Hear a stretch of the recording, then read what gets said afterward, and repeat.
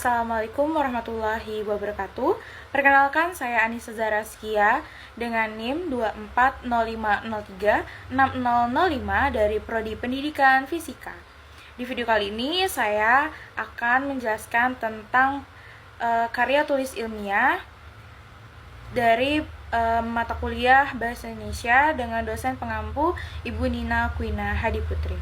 Mari simak video selanjutnya. Masuk ke pengertian karya ilmiah.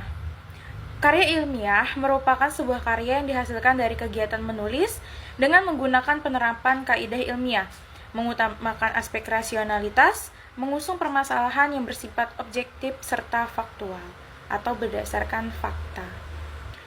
Ada pula pengertian karya ilmiah menurut beberapa ahli. Pertama, menurut Eko Susilo, karya tulis ilmiah adalah artikel yang diperoleh sesuai dengan sifat ilmiah dan didasarkan pada observasi, evaluasi, penelitian dalam bidang tertentu, disusun menurut metode tertentu dengan sistematika penulisan bahasa bersantun dan isinya dapat dipertanggungjawabkan kebenarannya atau keilmiahannya. Menurut Dwi Loka dan Riana, karya tulis ilmiah atau artikel ilmiah adalah karya seorang ilmuwan dalam bentuk pembangunan yang ingin mengembangkan ilmu pengetahuan, koleksi, pengalaman, dan penelitian. Menurut para ahli yang terakhir yaitu oleh Titi Setioningsi, dosen pendidikan Bahasa Indonesia dan Sastra Indonesia, Fakultas Keguruan dan Ilmu Pendidikan dari Universitas Negeri 11 Maret Surakarta. Titi menyebutkan bahwa karya tulis merupakan sebuah tulisan yang dibuat berdasarkan metode ilmiah, yakni logika ilmu pengetahuan yang dimulai dari adanya masalah, tujuan, manfaat, dan pentingnya hal tersebut dibahas, memuat adanya fakta, teori-teori terdahulu, dan karya-karya terdahulu yang membawa hal tersebut. Kemudian adanya metode, pembahasan, hingga kesimpulan. Tentunya referensi itu juga disertakan. Karya tulis ilmiah juga memiliki fungsi, manfaat, dan jenis-jenisnya. Pertama, masuk ke fungsi karya tulis ilmiah. Ada 3 fungsi, yaitu fungsi dalam bidang pendidikan, yaitu untuk melatih siswa-siswi dalam berpikir secara kritis dan objektif. Kedua, berfungsi dalam bidang penelitian, dibuat untuk menemukan solusi dari suatu masalah atau fenomena.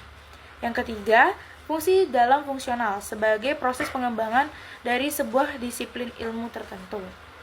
Masuk ke manfaat karya tulis ilmiah. Di manfaat karya tulis ilmiah ini ada 5. Yang pertama, dapat melatih pengembangan keterampilan membaca yang efektif. Kedua, sebagai pengenalan terhadap aktivitas kepustakaan. Yang ketiga, mendapatkan kepuasan intelektual. Dan yang keempat, memperluas cakrawala ilmu pengetahuan. Dan yang terakhir, sebagai bahan acuan atau penelitian pendahuluan untuk peneliti selanjutnya. Masuk ke jenis-jenis karya ilmiah. Berdasarkan masing-masing kebutuhan, karya tulis ilmiah digolongkan menjadi 7 jenis. Yang membedakannya adalah letak dari isi dan sistematika penulisannya. Dan 7 jenis yang dimaksud itu adalah: pertama ada artikel, kedua makalah, ketiga skripsi, keempat work paper, kelima paper, keenam tesis, dan yang terakhir ketujuh itu disertasi. Terdapat pula struktur karya tulis ilmiah, yaitu ada 8 struktur. Yang pertama halaman judul, yang kedua abstrak, ketiga pendahuluan, keempat kerangka teoritis, kelima metode penelitian, keenam pembahasan, ketujuh kesimpulan dan saran, dan kedelapan atau yang terakhir yaitu daftar pustaka. Di dalam pembuatan karya tulis ilmiah, di sini terdapat 10 urutan cara pembuatan karya tulis ilmiah. Yang pertama, kita harus menentukan tema terlebih dahulu, lalu membuat kerangka penelitian, lalu menyiapkan alat dan bahan penelitian, dan keempat, mensurvei lapangan atau hal yang harus diteliti, lalu mencari referensi, keenam mencari hipotesis, ketujuh rencana penelitian, kedelapan metode penelitian yang sesuai, kesembilan melakukan pengumpulan data dan melakukan analisis, dan yang terakhir penutup kesimpulan dan saran. Masuk ke kesimpulan. Jadi, yang kita dapat simpulkan dari karya tulis ilmiah yaitu adalah Karya tulis ilmiah adalah tulisan yang disusun secara sistematis berdasarkan penelitian atau kajian ilmiah dengan tujuan untuk menginformasikan, menganalisis, atau memecahkan masalah tertentu.